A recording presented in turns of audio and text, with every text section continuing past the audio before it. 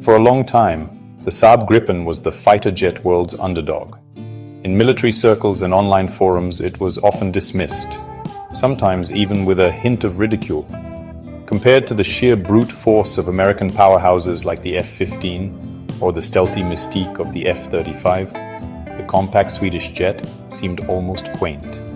Its single-engine design and smaller payload capacity led many to label it a light fighter, implying it wasn't quite in the same league as the heavyweights.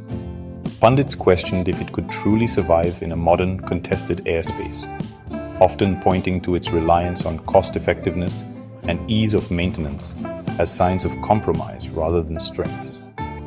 The Gripen was seen as a smart choice for nations with limited budgets, but not necessarily for those facing top-tier threats. This perception was rooted in a fundamental misunderstanding of its design philosophy. The Gripen was never meant to be a brawler that wins by overwhelming force. Instead, it was conceived from a uniquely Swedish strategic perspective, a nimble, adaptable, and technologically sharp defender that could operate from dispersed austere locations like fortified highway strips. Its smaller size made it harder to detect, and its emphasis on efficient logistics meant it could generate more sorties, keeping more jets in the fight. Yet, in an era dominated by discussions of stealth technology and massive radar arrays, these practical advantages were frequently overshadowed. The Gripen was the clever boxer in a room full of heavyweight sluggers, and many observers simply couldn't see past the difference in muscle mass. The narrative often painted the Gripen as a compromise, a jet that sacrificed high-end capability for affordability. This wasn't entirely unfair, as earlier versions were indeed built to provide credible performance on a national budget that couldn't support vast fleets of more expensive aircraft. The jokes sometimes wrote themselves, a fighter jet from the same country that gave us IKEA, designed for easy assembly and practical use. While meant in jest, this stereotype missed the core point. The Gripen was a reflection of Sweden's doctrine of total defense, a system where every asset had to be resilient, sustainable, and smart. It was the tool of a nation that had to think differently to defend itself. But this nuanced approach was often lost in simplistic, head-to-head comparisons with other global fighters. Ultimately, the Gripen E entered a world where its predecessors had already carved out a reputation for being capable but not necessarily game-changing. It carried the legacy of being the other European fighter, distinct from the multinational Eurofighter Typhoon and the French Rafale. Critics were skeptical that a new variant, even a heavily upgraded one, could fundamentally alter this standing. They saw the E model as an incremental improvement, a sensible evolution but not a revolution, that would catapult it into the top tier of combat aircraft. The global security landscape, however, was about to change dramatically, and with it, the world's perception of what truly makes a fighter jet formidable in the 21st century. The quiet underdog was about to get a whole lot louder. The turning point for the Gripen E began with a stark realization driven by a shifting geopolitical map. The deteriorating security situation in Eastern Europe forced a major strategic rethink in Stockholm. Originally, the plan for the 60 new Gripen E fighters for the Swedish Air Force involved a cost-saving measure. Key components from the older, still capable Gripen CD fleet would be harvested and reused. This was a pragmatic approach, consistent with Sweden's history of fiscal prudence. However, as the prospect of wider conflict loomed, the idea of dismantling a perfectly good fleet of fighters suddenly seemed incredibly short-sighted. A crucial decision was made, one that would have profound consequences for the program and for European security as a whole. In June 2025, Sweden's Defense Procurement Agency, the FMV, signaled a complete reversal. A new contract worth nearly 3 billion SEK was awarded to Saab not just to build the Gripen E, but to acquire the equipment needed to manufacture them as entirely new airframes. This was a massive vote of confidence and a clear statement of intent. Sweden would not sacrifice its existing air power to create its future force. This change meant that the country's roster of approximately 100 Gripen CD jets would remain fully intact and operational. This preserved fleet immediately became a strategic asset, with widespread speculation that these battle-tested jets could be made available to bolster the air force of a nation like Ukraine. providing a critical and immediate capability boost against aggression. This new production strategy fundamentally altered the Gripen E's identity. It was no longer just an upgrade, it was now the spearhead of an expanding and more muscular Swedish Air Force. The jet itself is a different beast from its predecessors. At its heart is a new, more powerful engine, the General Electric F-414G, the same family of engine that powers the FA-18 Super Hornet. This upgrade provides significantly more thrust, enabling the Gripen E to fly faster, carry more ordnance, and sustain high performance for longer. It's a tangible increase in raw power that directly addresses old criticisms about the jet being underpowered compared to its twin-engine rivals. This engine gives the Gripen E the energy it needs to excel in high-intensity combat scenarios. The structural changes go beyond just the engine. The airframe was redesigned to accommodate more internal fuel, extending its range and combat persistence, a critical factor in the vast operational areas of Northern Europe. It also features more hardpoints for carrying weapons and external pods, transforming it from a light defender into a true multi-role platform. It can now carry a heavier and more diverse mix of air-to-air missiles, precision-guided bombs, and advanced electronic warfare equipment. This shift from a recycled upgrade to a brand new, more powerful jet marked the moment the Gripen E shed its old skin and began to be seen not just as a clever fighter, but as a seriously potent one.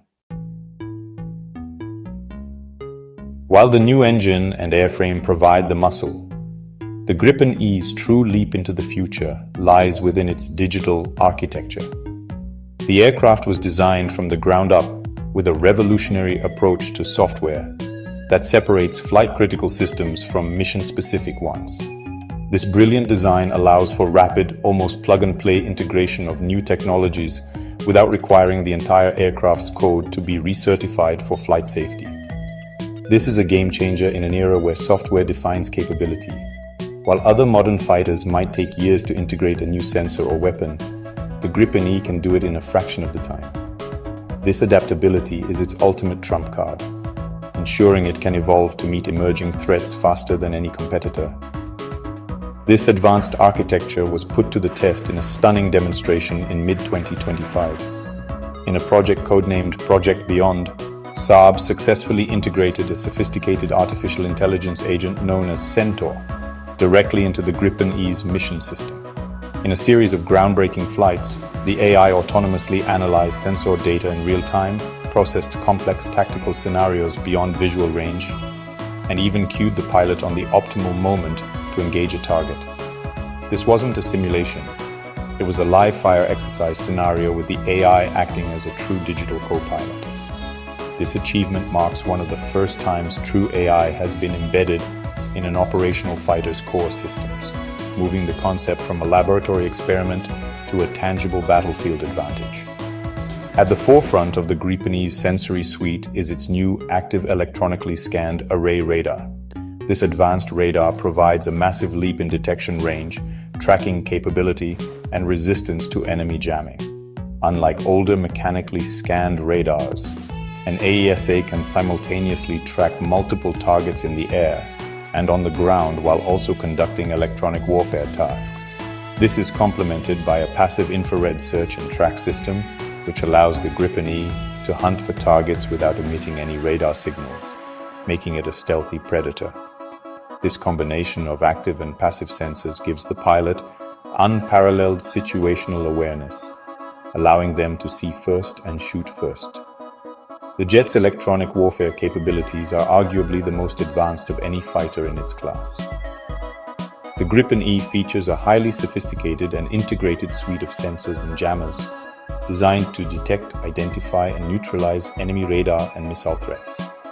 Its unique wingtip-mounted EW pods provide 360-degree coverage, creating a protective electronic bubble around the aircraft. In modern warfare, the battle is often won in the electromagnetic spectrum before a single missile is fired.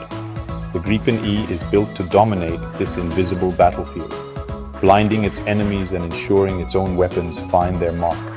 This fusion of AI, advanced sensors, and powerful EW makes it one of the smartest fighters ever built.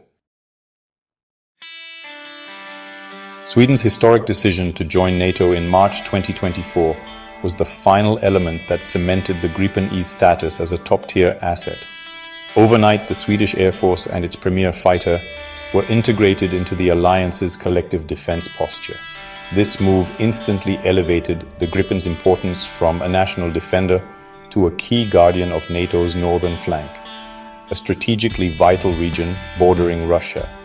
The Gripen's unique capabilities, particularly its suitability for dispersed operations from rugged airstrips, are perfectly aligned with NATO's need for resilient and flexible air power in the Baltic Sea region.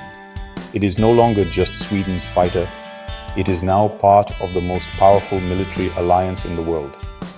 This new role brings with it a new level of responsibility and scrutiny. As a NATO asset, the Gripen E is now expected to participate in serious, high-stakes missions, from air policing over the Baltics to potential large-scale combat operations. The days of being an outlier are over. Swedish Gripen pilots are already increasing their operational tempo, flying alongside F-35S, Typhoons and Rafales in complex multinational exercises. This integration is proving what Sweden has long known. The Gripen E is not just compatible with other advanced aircraft, but it brings unique and complementary skills to the fight. Its powerful data links and advanced EW suite make it a valuable node in the networked battlefield that NATO doctrine champions. The strategic decision to build the Gripen E fleet from scratch while keeping the older CD models active has given Sweden, and by extension NATO, a powerful new tool of statecraft. The availability of 100 well-maintained NATO interoperable fighters has not gone unnoticed. These jets represent a credible and readily available option to strengthen allied air forces in need, most notably Ukraine. This two-pronged approach allows Sweden to modernize its own frontline forces with the cutting-edge Gripen E while simultaneously contributing to the stability of the entire European continent with its legacy fleet. It's a shrewd move that maximizes both military power and diplomatic influence, showcasing a level of strategic depth that few had previously associated with the Gripen program. From being the subject of jokes to becoming a cornerstone of NATO's northern defense, the Gripen E's journey is a testament to smart design, forward-thinking strategy, and adaptation. The world has changed, and the metrics for what makes a fighter effective have changed with it. Raw power is still important, but so are adaptability, network integration, advanced software, and the ability to fight smart. The Gripen E excels in these modern domains. Once underestimated, it has now proven itself to be a formidable and sophisticated game-changer. A jet that is not only impossible to ignore, but one that its potential adversaries will have to seriously reckon with for decades to come.